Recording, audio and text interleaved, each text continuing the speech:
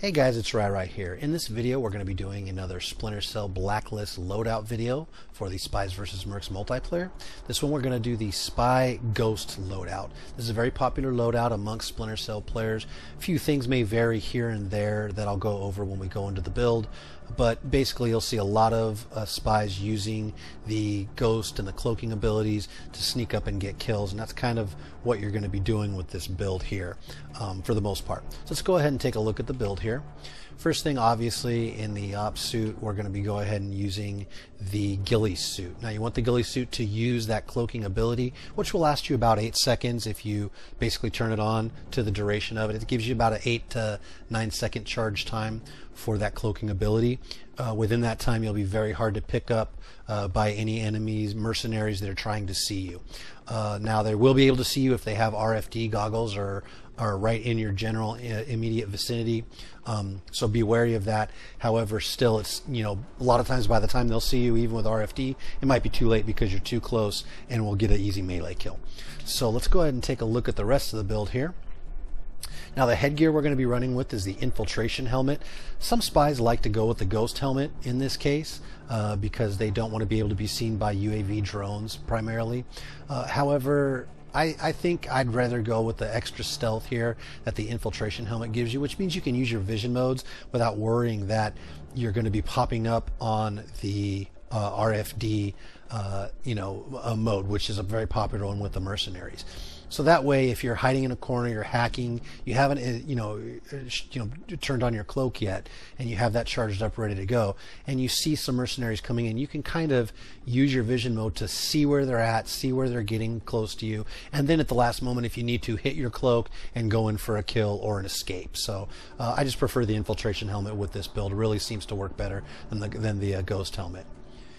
And for the gloves, this is one you can kind of mix and match. I chose the spider gloves because, again, with this build I tend to be a hacking spy more and go in for the hack and then hide, get a quick melee kill, and then try to stay alive. The spider gloves work great for maneuvering on ledges, on pipes, things like that when I want to go ahead and be able to move quick and move fast in and around the map. The spider gloves just help me kind of do that. But if you wanted to go with like the takedown gloves to get the extra melee range, you know, you're playing them a little more aggressively with this class, that's fine. You can do that too. It'd be perfectly fine for this build. The pants, we're going to use the ID blocker pants. Again, going for stealth here. The ID blocker pants we want to use because if we do come across spies or mercenaries that are running ATS vision or a motion tracker, and you know they're in the area looking for us, trying to hunt us down, we want to be able to use cloak and as well as the ID blocker pants to really be completely undetectable. That will work good in this scenario. If you have the ID blocker pants, they won't be able to just sweep their crosshairs around the map and all of a sudden pick you up. Even if you're cloaked, let's say, and they sweep their crosshairs over you, your name will still pop up and it will be, the red targeting icons will pop up. So you want to make sure with the ID blocker pants that we are stealthy as possible. And the boots, same thing here. We're going for stealth. We're going to go with the silence boots. You'll notice the more you play as a mercenary, you will get a lot of kills just by hearing a spy come up behind you or run up behind you. The silence boots help prevent that, give us that much more extra protection and extra stealth from, getting in trouble with any mercenaries we may be getting close to. And just that split second, if they hear you and turn around and have a shotgun and kill you, you're going to wish you had the silence boots at that point. So silence boots with this class, again, we're going for stealth here. Let's go ahead and take a look now. The goggles, really, it's up to you, whatever you prefer. I tend to go with EMF. Occasionally I'll switch with this class to thermal because, again, I'm going to be hacking or getting up close to mercenaries, trying to get in close, use my cloak and stealthing abilities to get in close and get a melee kill. So thus I want something that's, they're going to be showing up steadily and I can see them easily. EMF and thermal tend to do that a little bit better than sonar. Now, the gadgets we're going to run here is the EMP grenade. great all-around grenade, fantastic for clearing out mines, clearing out and disabling any intel devices, as well as, and most importantly, since we're not running with the Ghost helmet, we are going to be vulnerable to drone attacks. The EMP grenade will disable the drones when they get in the vicinity. Don't use it too late, because even if you do and they're able to get that explosion of the drone off, they'll still get the kill. So you want to be able to use that EMP grenade. You see that thing getting close to you, drop it, double tap the shoulder button to drop it at your feet, and get that quick EMP off, and that way it'll disable any drones that are coming in to attack you. Really kind of essential for this build. If you want to run something else, it's completely up to you. Of course, maybe a smoke grenade is what the other one I might suggest for escapability and confusion. However, the EMP grenade, just with its various uses, being able to disrupt mercenaries, take out drones, take out mines, is just too good to not use with this class.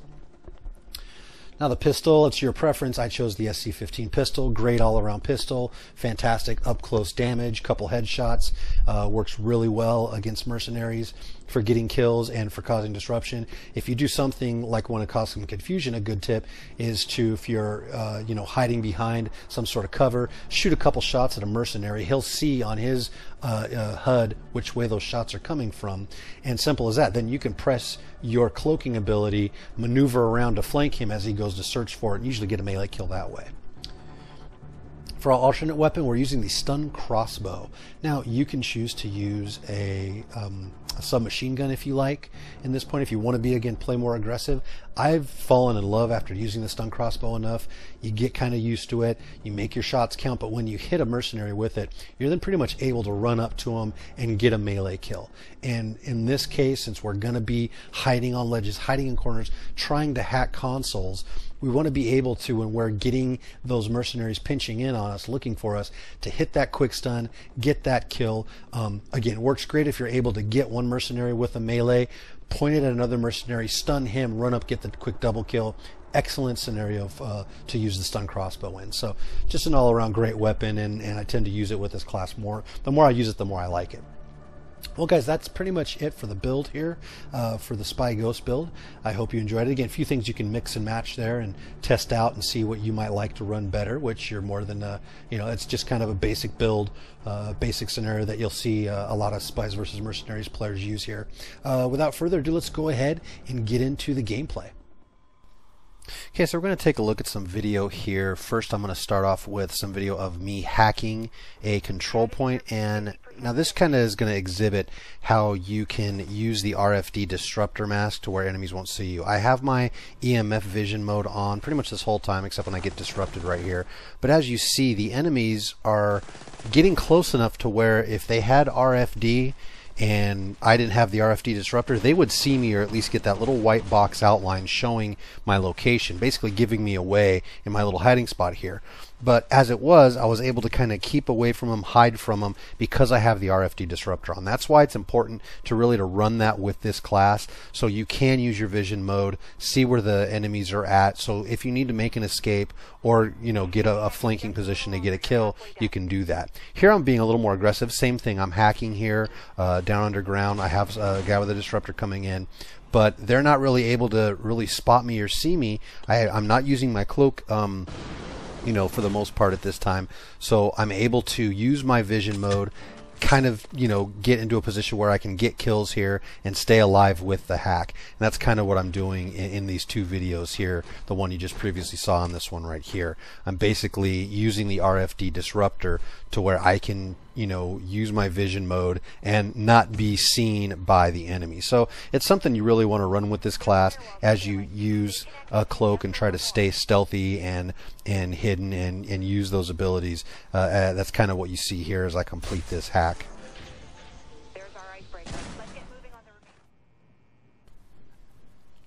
So in this clip right here, I wanted to show you this clip because this is going to exhibit how you can use EMP grenades to effectiveness. Now I get a death from above on this guy on the stairwell right here in the particle accelerator map, and I happen to notice I just missed tripping that mine right there. Now what I do is just go ahead and drop an EMP grenade, and you see it just immediately gets rid of the mine. So those EMP grenades really for this class are a great benefit to have. Instead of having to shoot or try and find every little mine that you see and shoot it with your gun or your crossbow, This way you can just kind of throw it, usually clear out 2-3 things at once. It's especially helpful when you have a drone coming in on you. Since we're not using the ghost helmet, we're using the RFD disruptor helmet. We want to be able to use the EMPs to get rid of any drones. As you see in that clip right there, I just used it to get rid of an intel device, so my fellow spies and I can go ahead and continue to do some work against the mercenaries. A good tip I can give you guys while running with this class is to pick your spots as to when you're going to actually use your cloaking ability. You don't just want to spawn in and immediately use it, or use it, let's say, if you're chasing an enemy who doesn't have any idea you're there yet. Or let's say if an enemy's coming, around a corner and doesn't know you're there, and you're going to get an easy melee kill on them in that circumstance. You don't really want to use it then. You want to use it basically in situations where you're coming up on enemies and they're looking in that direction. You want to usually cloak then. And again, it only has an 8-second use time, and then it's got a pretty good recharge delay after that. So pick your spots, use it accordingly. That will maximize the benefit of the cloak ghillie suit. Well, YouTube, as always, I hope you enjoyed my loadout video. Be sure to check out my other loadout videos I have on my channel, as well as all the other great gaming videos I have available on my channel. And please hit like and subscribe. Be sure to comment. We love your feedback. And until next time, this is RyerYe. Take care.